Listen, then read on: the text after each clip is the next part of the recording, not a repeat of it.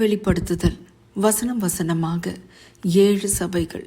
February 3. கொடிய கூட்டணி. ஆகிலும் சில காரியங்களை குறித்து உன் பேரில் எனக்கு குறை உண்டு. விக்கிரகங்களுக்கு படைத்தவைகளை புசிப்பதற்கும் வேசித்தனம் பண்ணுவதற்கும் ஏதுவான இடரலை இஸ்ரவேல் புத்திரர் முன்பாக போடும்படி பாலாக் என்பவனுக்கு போதனை செய்த பீலையாமுடைய போதகத்தை கை கொள்ளுகிறவர்கள் உன்னிடத்தில் உண்டு. வெளிப்படுத்துதல் 2 வசனம் 14. இஸ்ரவேலை சபித்து தன் திட்டம் வெற்றி பெறாததை கண்ட பிறகும் பீலையாம் பின்வாங்க தயாராக இல்லை.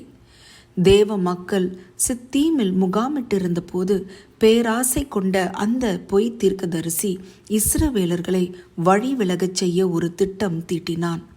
அவர்களுக்கு உணவையும் ஒழுக்கங்கெட்ட பெண்களையும் அனுப்பும்படி சொன்னான். அவனது வியூகத்திற்கு வெற்றி கிடைத்தது.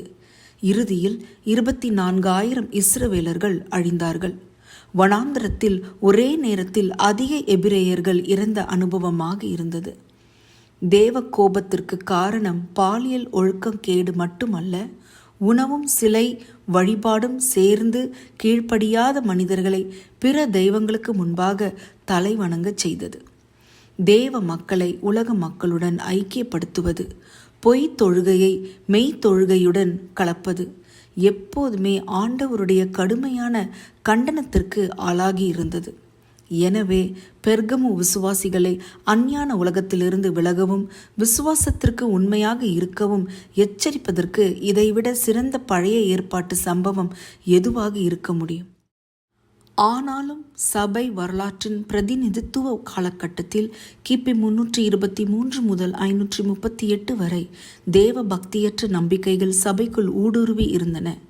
பெர்கமுவில் இருந்த கிறிஸ்துவர்கள் அனைவரும் பீலையாமின் கொள்கைகளுக்கு அடிபணிந்து விடவில்லை.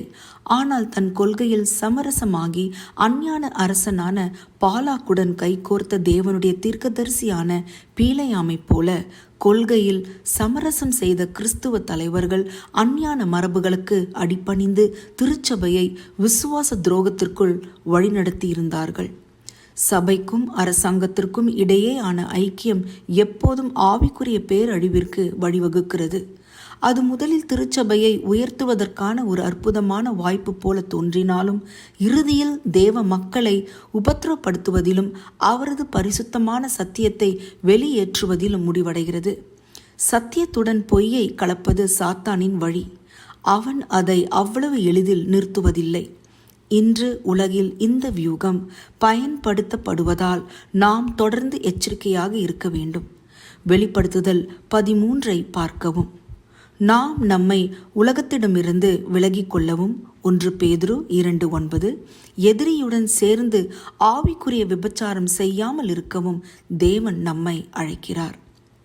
பரலோக தகப்பனே, உலகத்தின் பார்வையில் நான் நல்லவனாக தோன்ற வேண்டும் என்பதற்காக ஒருபோதும் என் விசுவாசத்தில் சமரசம் செய்யாமல் இருக்கவும் உம்முடைய கற்பனைகளை கை கொள்வதில் விழிப்புடன் இருக்கவும் எனக்கு அருள் புரியும். அதிக ஆராய்ச்சிக்கு என்னாகமம் 25:1-18 வசனங்கள், 2 பேதுரு 2:14-15 வசனங்கள், யூதா 1:11. ஆமேன்.